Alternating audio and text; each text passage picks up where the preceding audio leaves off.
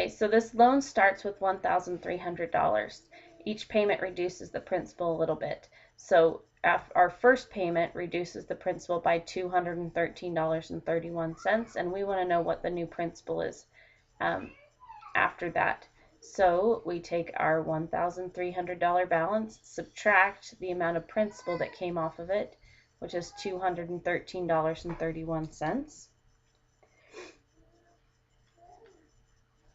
And that will give us our new principal balance.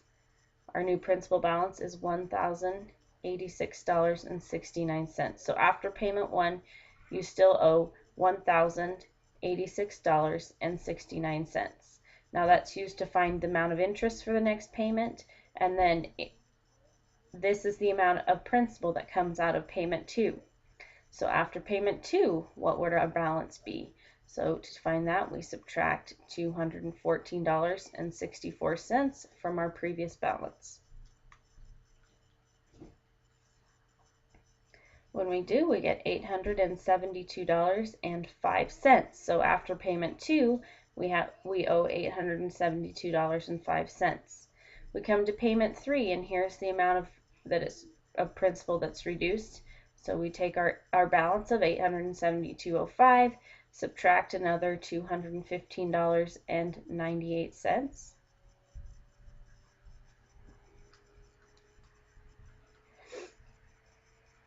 That gives us $656.07.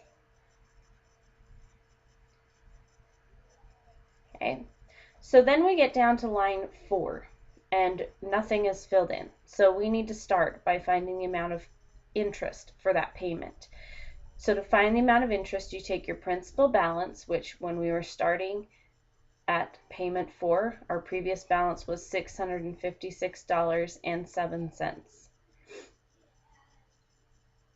We take that times the rate and times the time. So our rate is 7.5%. Move the decimal 2 places to the left, we get 0.075.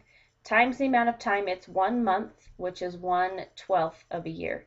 And when you're calculating that, what you would do is your 656.07 times 0.075, and then just put divided by 12 for the 1/12.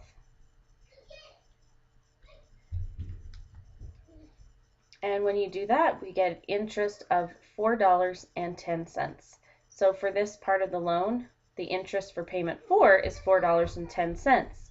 What would be the amount that goes to principal? Well, we just take the amount of the payment and subtract the amount that went to principal. So we take our $221.43 minus $4.10, and that will give us the amount that goes to principal is $217.33. Okay, we need to keep going because in this one we're finding the interest for payment 5, so we need to get down to here. So now we need to find the new balance of our loan. Well, it was $656.07, and the new payment took $217.33 out of principal. So we just come down here and subtract that principal amount, the $217.33, from our previous balance.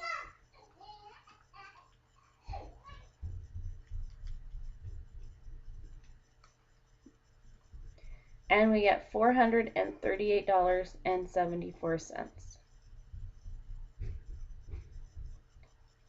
Oh, now we can find the interest for payment 5. Okay, we take our balance that we had starting at payment 5, which was $438.74, multiply by our rate, 0.075, multiply by the amount of time, 1/12. Again, in your calculating, you can do 438.74 times 0.075 divided by 12. And that gives me $2.74. So the amount of interest on payment 5 is $2.74. The rest would go to principal, but I don't need to go past that point because I just needed the interest on payment 5.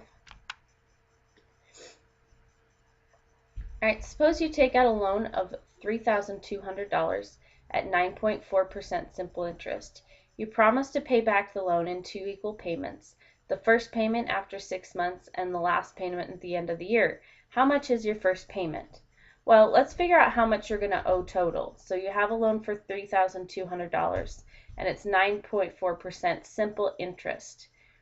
Okay, so our interest in that case is just the principal times the rate times the time. The amount of interest on this loan is going to be $3,200 times our rate of 0.094 times the amount of time, which is 1 year, because it's a 1-year loan. You promise to pay it back in 2 payments. You make the second payment at the end of a year. So we use this to find the interest that's going to be on our loan.